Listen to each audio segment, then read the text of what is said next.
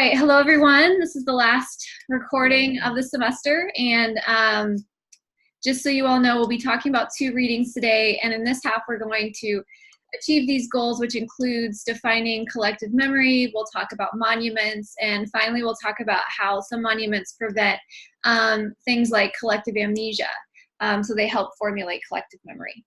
So, Joe, do you remember what collective memory is? I do not off the top of my head. That's okay. All right. So collective memory is really similar to like the ideology reading that we had at the beginning of the semester. Okay. And collective memory just basically is the way the recollection of the past shapes what we do in the present and even what we do in the future. So think about that as like what we actually remember. And even if it's not true, right? Just like we talked at the beginning of the semester, what we actually remember tells us how to be citizens or tells us what is right and what is wrong, right? Are you with me here? Yeah. So part of the way to understand this is by thinking about how things like holidays are used to help us remember what happened in the past. And also think about how we know what to do on certain holidays, but we don't really know how to celebrate other holidays. And that sort of shows you what our collective memory prioritizes over other things. Are you with me? Yeah. Okay, so can you think about Thanksgiving is one of those that usually comes to mind in my classes where it's typically a day of celebration, and I'm not one of those that like sits at home and is like, no, I'm not going to celebrate Thanksgiving. But for some people, the idea of celebrating that holiday can be somewhat problematic because they feel like our collective memory has sort of forgotten the struggle, especially for Native Americans during that particular time, right? And so the celebration is sort of glossing over everything. And on the flip side of that, like the holidays that we don't necessarily celebrate, like holidays like Labor Day or even Veterans Day, where we know that we have the days off, but many of us just enjoy them as days off rather than enjoy them as days that like we should be remembering the people who have fought for us, who either for Veterans Day who are alive, right, or Memorial Day who have passed away. And the fact that many of us don't actually do the things that we should be doing on those holidays shows what our collective memory prioritizes, right? It prioritizes things like Thanksgiving, but we're still having trouble prioritizing veterans here in the United States. Are you with me on that? Yeah. Do you have anything to add or questions? I was just trying to think of other holidays that might be like of that nature, but I think those 2 probably stand out, and Thanksgiving stand out of all of them. You know, I was trying to cycle through them and couldn't really. Columbus Day is one of Maybe those. President's Day, yeah, like those ones Like too. those days, Columbus Day is one of those that like collective memory is starting to be shaped, and we're starting in some places to celebrate Indigenous Peoples Day instead of Columbus Day, right? And so something that's really important about collective memory is it can change, but we need to have enough people wanting it to change. And one way that we can do that, obviously, is through voicing our opinions. But another way we can do that is through physical space and utilizing things like monuments to get people to pay attention to what we wish they would pay attention to. So as far as monuments that have shaped our collective memory so far, I have a couple of examples, and usually in class, so we've already talked about that, but usually in class, we'll like dissect a couple of examples, but we'll just talk about the Heart Mountain Relocation Center, which is something that was talked about in the reading. This relocation center was a Japanese internment camp or concentration camp, whatever term you want to use, in Wyoming. And what this center does is it serves as a memorial for Japanese Americans who were in these camps. So in the reading, you probably saw that there's a relative of someone who was in these camps who sort of is like, well, I understand the sort of superficial saying, like, we need to remember this, and I think that it's great that this is happening. He says that it hasn't done the work that it needs to do for collective memory because he's still seeing, and he's talking about 9/11 in the reading, but we could see this today too.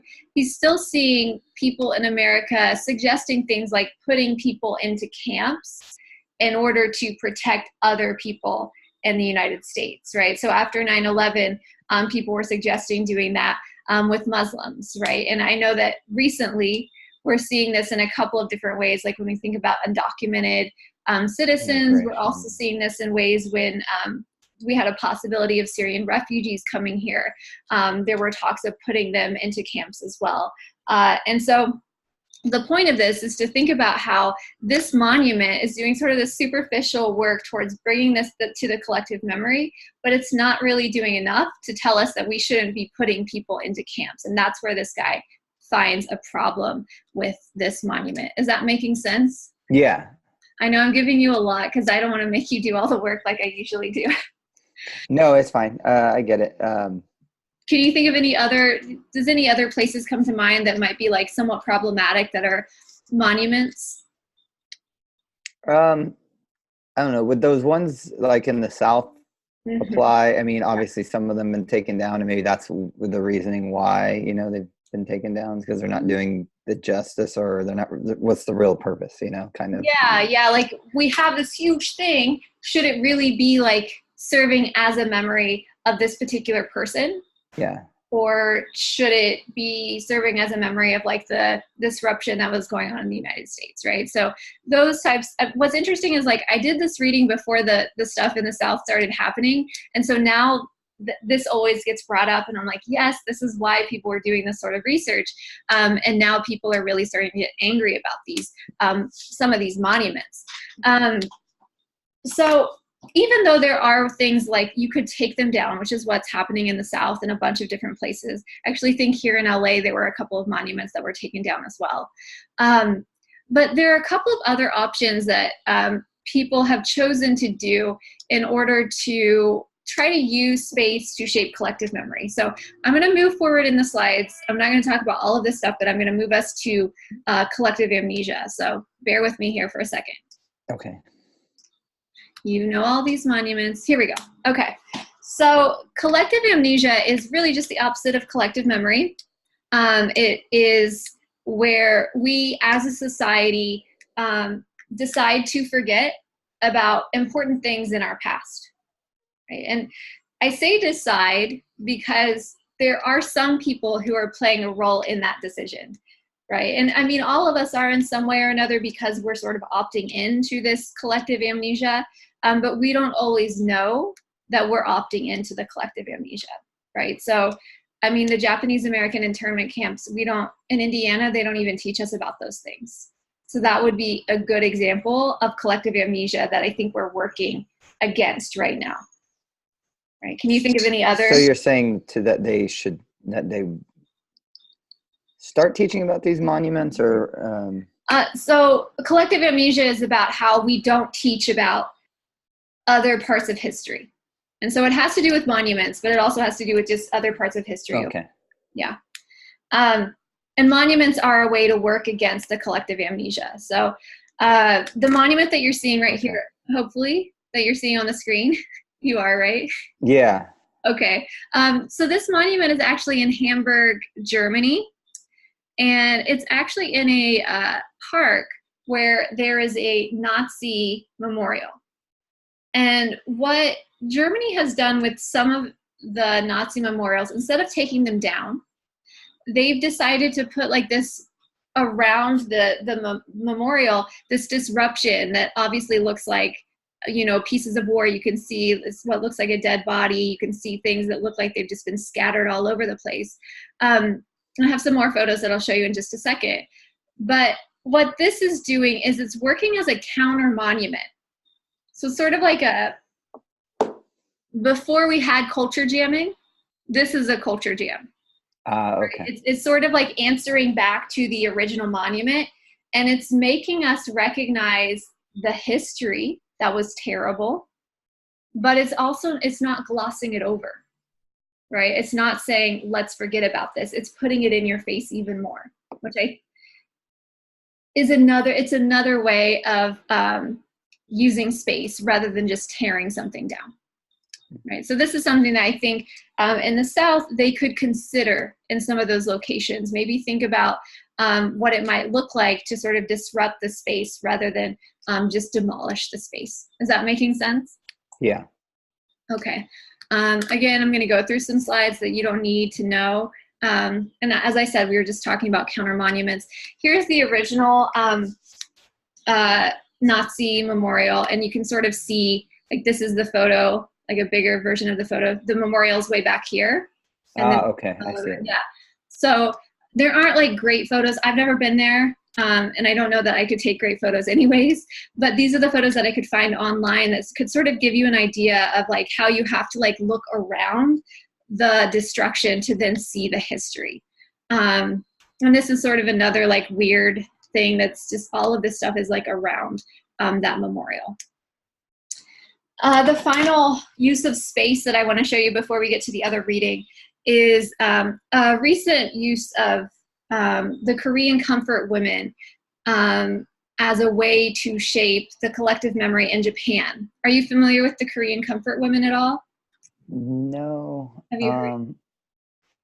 No, I might when you go. I think I know, but I could be wrong, and I don't want to. So most of us don't know about it, so it's okay that you don't. Okay.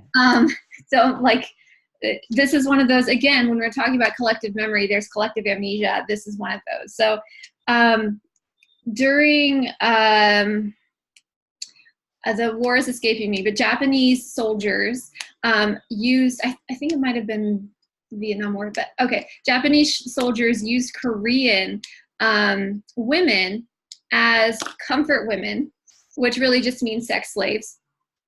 And the Japanese had refused to admit that this was something that had happened during a war. So not only were these women used as sex slaves, some of them died in the process. Some of them were actually moved to Japan in order to serve as comfort women. And obviously they were torn from their family. And this was just a major issue between the two for a long time, until a couple of years ago when this statue was erected outside of an embassy in Korea, outside of the Japanese embassy in Korea. And as you can see, it sort of gives a little bit of the history of comfort women. Japan actually apologized and acknowledged their actions in order to get this statue removed from outside of their embassy. So this is a good example of not just shaping the collective memory of people on the outside, but forcing Japan to add this to the collective memory. They had to do a public apology, and people in Japan were talking about this. And on top of that, what this statue has become is it's something that now you can find one in Glendale, California. You can find one in San Francisco, all over the United States, and all over the world, as a reminder of the sacrifice of these Korean women during this particular war. And if you go to parts of Korea, you can even sit next to a statue just like this in their public transportation system. So you're not able to go there as a tourist without having to confront this sacrifice. Which I think is really powerful, because a lot of times if we are lucky enough to be tourists, we don't necessarily learn a lot of the negative history. And this is a way that you're just confronted with it right away.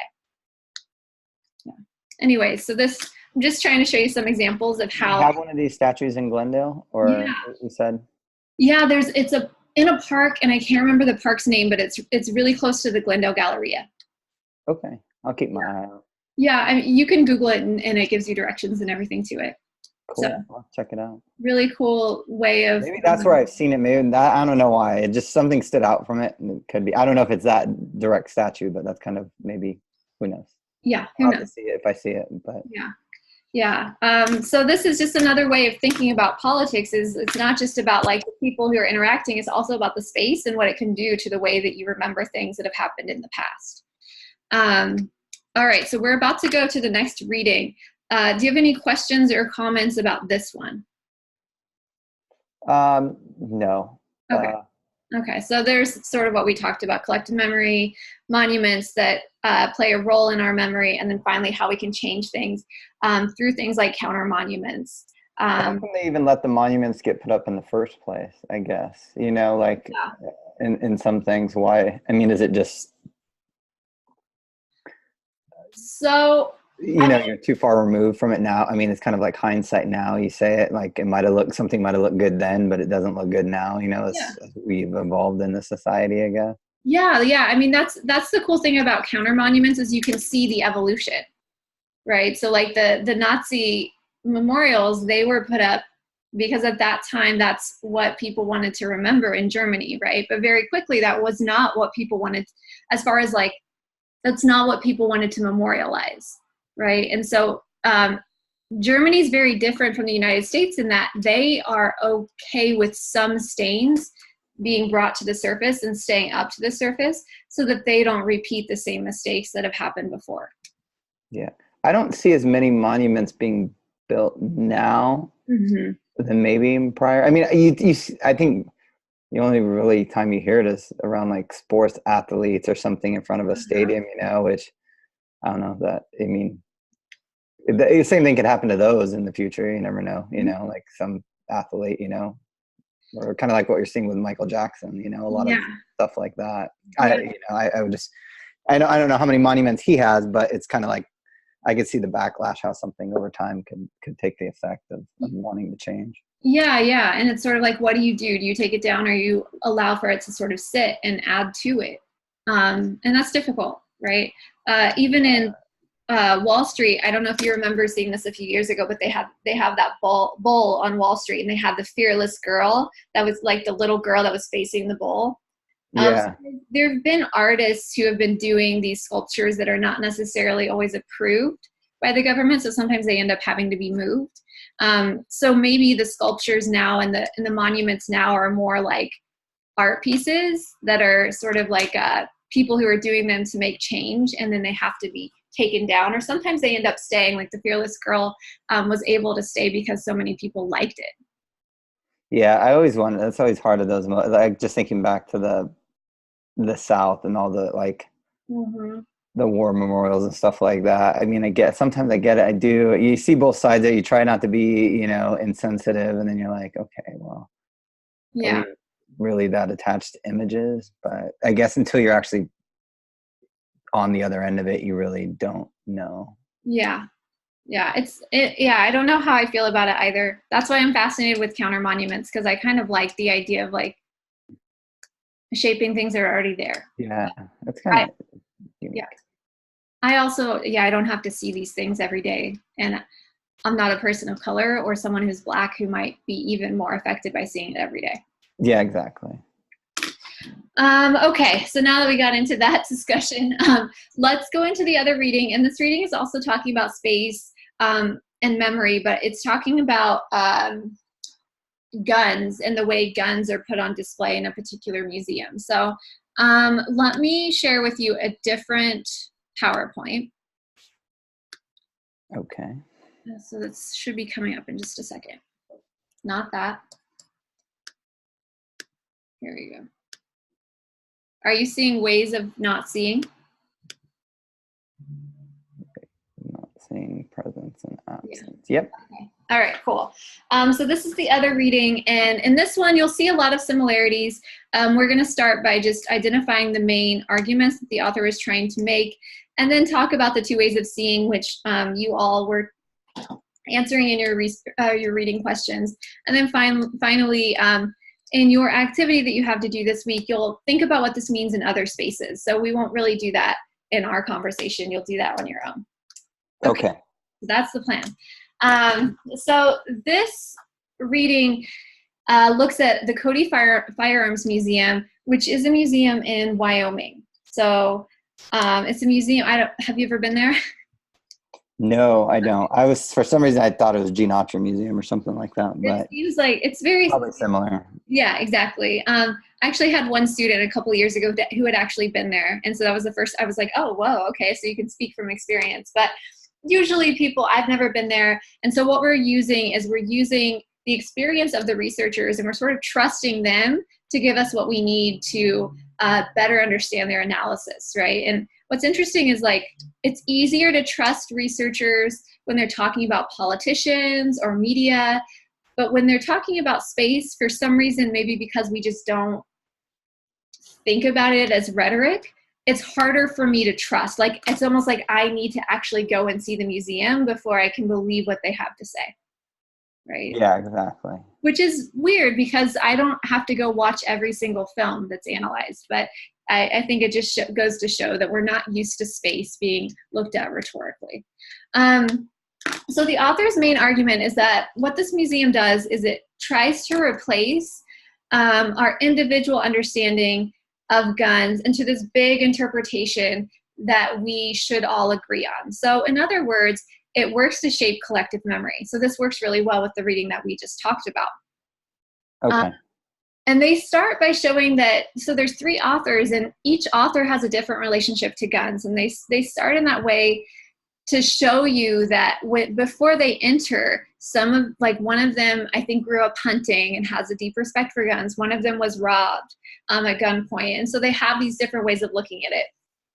And that's a rhetorical strategy to convince you that you can trust them as they go in and try to give you their honest interpretation, which I think is interesting because it lets down my guard a little bit when I see that they're being as honest as they can be, but that can be problematic. Indeed. Yeah. Anyway, so let's get into the main thing that they're trying to do in order to build up that argument. So they talk about these 2 different ways of seeing. So the first way is the Western gaze, and this is what many of you, when you answered your reading questions, you answered as just presence, which is fine. You're not graduate students, so you don't have to know the fancy words, really. And the other way of seeing is looking awry, which is just looking for things that are not there, right? And what we're going to do next is we're going to go through the way they use the Western gaze and then the way they use the looking awry to see what they deem as problems in the way these guns are set up, right? That's the plan. So as I said, the Western gaze is presence. And to think about this in more detail, think about this as like you're only looking for what you see in front of you, and you're looking at it through an objective lens, which I guess I don't have that. But the Western gaze is a gaze that convinces you that there's no other way of seeing what's in front of you. Right. So, Okay. in other words, it doesn't encourage critical thinking. Okay. And so when you're in a museum that is encouraging a Western gaze, what's typically happening is you aren't using any of your other senses to engage with the museum. So I've put not acoustic here, like you can't hear the sounds of the guns, but you also can't like smell like gun smoke, right? You can't feel them. And perhaps if you were able to do all of these other things, you would start to think a little bit about what it means for something to make that loud of a noise, right? Rather than just what they are in front of you. Okay. Questions so far? No. Okay. So a few ways that this is happening is, first of all, they say that the guns are being domesticated, which means that they're turned into household, everyday objects. They're turned into things that could be like in your kitchen, no big deal, or hanging on your wall. And for the researchers, they're not saying that that's necessarily always a bad thing. What they're worried about is that they're only being domesticated, right? So there's a lot of the puzzle missing if we're treating guns as only this, according to them. They're also worried that guns become sterilized, which means that like when you look at them and they look so clean and pristine, they don't have any dirt on them. There's no blood attached to them. That makes them, again, look as if they're just a prize to be owned, right? And for them, again, they think that that's a problem. Would you agree with them, or do you think that they're so far reaching a little bit too much? No, I think that's kind of a correct statement. Just because, I mean, even if you think about like it's the gun rack in the back of a pickup truck, you know, it's like, oh, okay. I mean, it's normal. Like, you know, you sometimes, you know, and deep in Texas, you know, everybody has a gun rack in the back of their pickup truck. You know, you just stick it back there. And then, yeah, I think also in terms of guns are always bright and shiny. They always have a glare to them. They always look like any picture you really see them pristine, clean, like almost as if it's like another form of beauty, you know, in that sense, you know. Yeah. Yeah. And I mean, so sometimes I have people who are like really big gun control activists, and they're like, well, that's what we do with guns. We collect them, and that's like, we keep them clean and everything. And I want to emphasize that, like, if someone is actually watching this who's having that concern, they're not saying that you shouldn't be doing that. They're just worried about the other things that are missing that need to be told with the story too. So Joe, I know you're not making that argument, but I got to throw that out there because there's someone out there watching and being angry. Okay. Okay, so the other way of looking at this, and this is sort of, your researchers are asking us to look awry. So look at the things that are missing, to see who might be pushed out of the conversation, and what might be happening to us if we're being pushed out.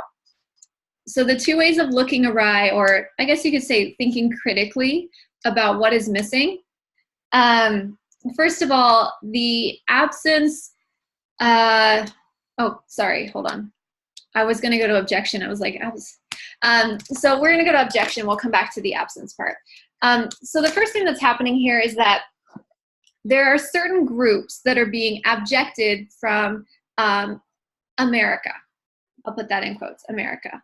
And what abjection means is that they're being like pushed to the side, right? As if they are not really a part of our group. And they're being pushed to the side because their part of the story is not being told in the history of these guns. So the history of the guns, if you looked in the reading, you saw that they talk about things like this president owned this gun and this is who owned this gun. But what they don't talk about is the millions of Native Americans who were killed by guns. And so what your authors are saying is that this continues the objection of Native Americans. It continues to push them out. It continues to other them, right? So they no longer feel at home. Is that making sense even if you don't agree with them? Oh yeah, of course. Yeah. And the next one, so this is connected to what I was going to get to at the beginning, the sort of unconscious thing that's happening in our mind when we're going through this gun museum. And I know castration is a very violent word, but bear with me, I'll explain what they're trying to say with this. So what they're saying here is they're using psychoanalysis, which deals with things like gender and the way that the masculine form has more power. They're using that theory to inform our feelings about guns. So guns are thought to be a phallic object, right? And when you see a gun and you go through the museum and you're not allowed to touch the gun, right? You know that it has some power. You've seen the power throughout some of the history that you walk through.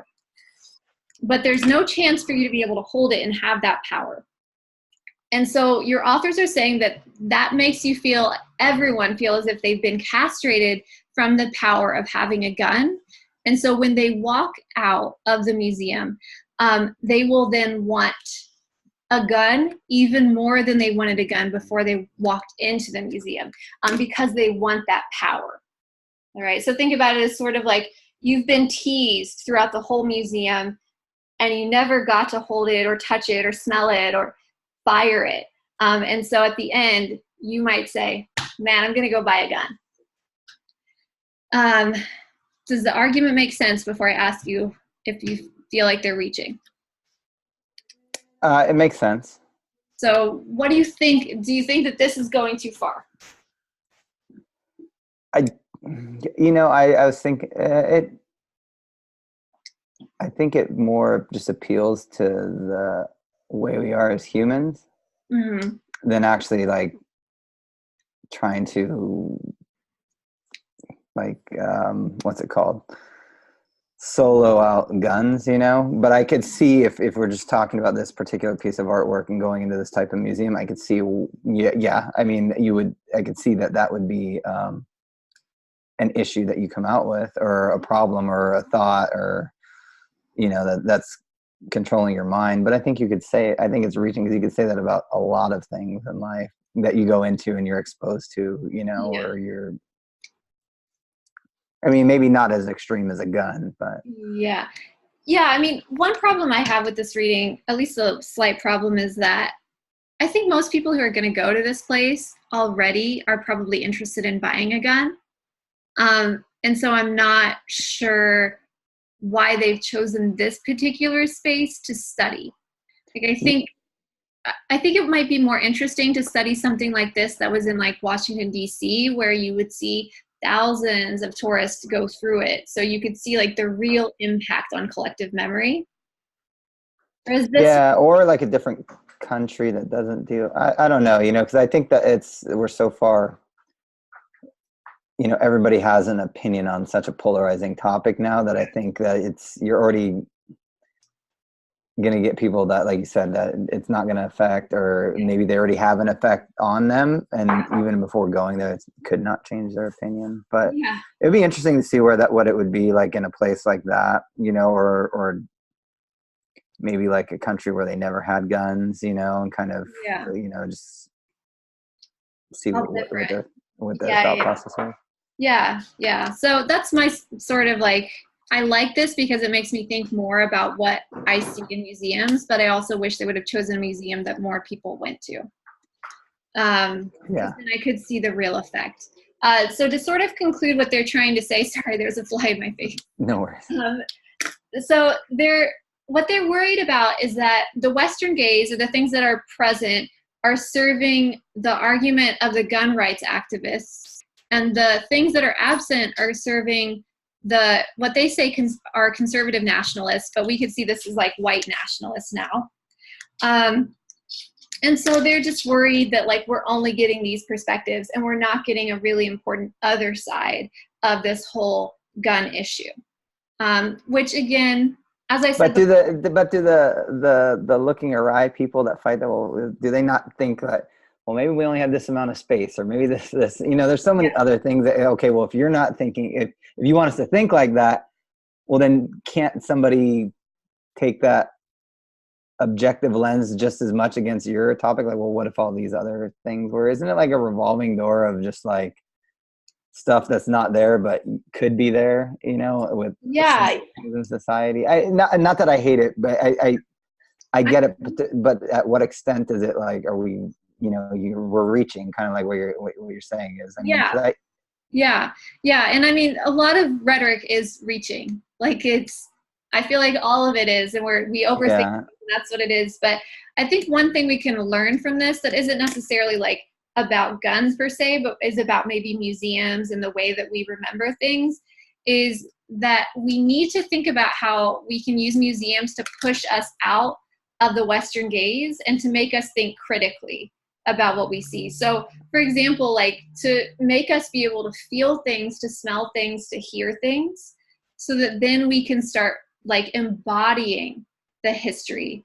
I went to this really cool museum in Atlanta a couple of years ago. It was a civil rights museum, and one part of it is you sat at a bar similar to the bar that African Americans sat at during the civil rights era. You sat there, you put on headphones, and you just started to shake, and you heard screaming at you as if you were an African American who was dealing with the civil rights era. And so you felt the way that they felt.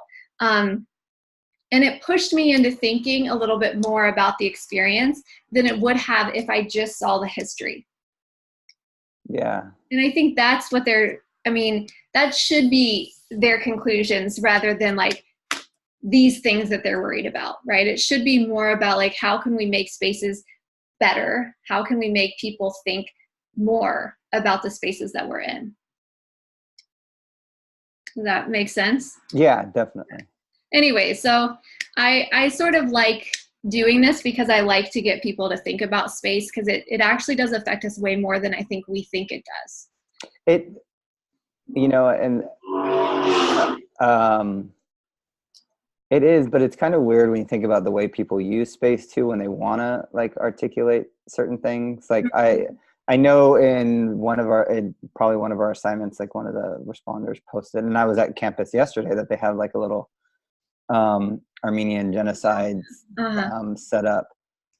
But not that there's nothing, you know, it's good because I didn't even know for a lot of time, you know, it's a lot of people don't even know here in America what that is, or probably in the world, you know, and I'm sure there's plenty of other genocides that are kind of like pushed to the silent. Going on right now, actually, yeah. But when navigating that space to like make awareness and all that, aren't you slightly intruding on other people's space in terms of being counterproductive if you're bringing somebody down? Like if and I say this only speaking from experience because I live in Glendale, and I see obviously the Armenian genocide. I see a lot of the passion and pride behind that, which is awesome and great. But then sometimes I also see it like bringing down another culture or race. You know, I saw a car driving through, so I saw cars driving through Glendale with the flags on them, which is awesome. And I'm proceeding down my run, and probably about 10 minutes later, I see a truck that's got Armenian flags and then an American flag. But then I like look, and it's dragging a Turkish flag behind it. I'm like, like, isn't that like not the goal there? Like, aren't you just like, you're trying to elevate your problem or your issue, but you're also creating another dragging right behind it, you know, like something like that.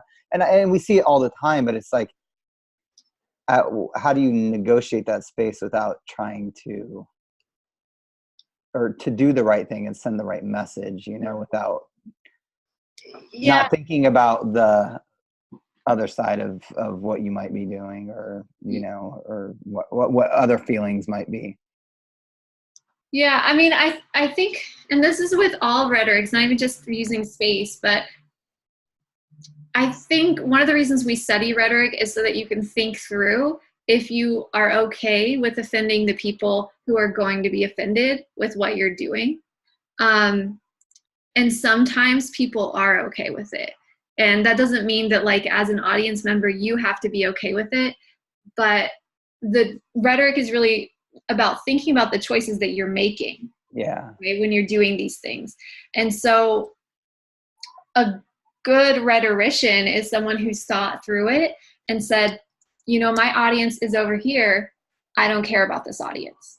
Right? So it could work both ways. So you could think it through and make the right decision and please everybody, or you could think it through and be like, okay, well, I don't want to please everybody. I've thought about it. I've acknowledged what your interpretation is, but I'm still going to push forward. Okay. And that's really important. That's important about rhetoric. You thought through it and you're okay with this thing. I think a lot of people don't think through it because they don't study rhetoric, and they don't think about our communication as much as rhetoricians do. Yeah. Yeah. But again, you don't have to like it.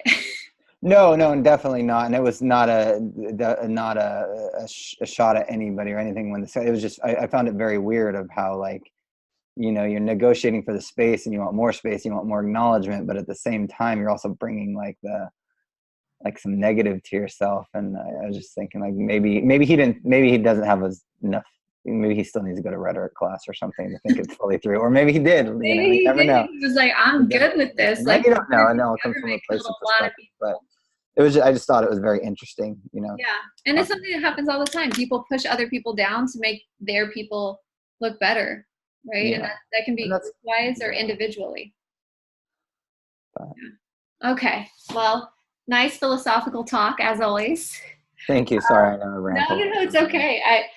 Thank you for listening, and this is the last one. So from here on out, if you have questions or anything, you can always email me. I'm happy to like chat one-on-one if that's what you prefer to. So, and this goes to every student, not just Joe who's here. Okay. Okay.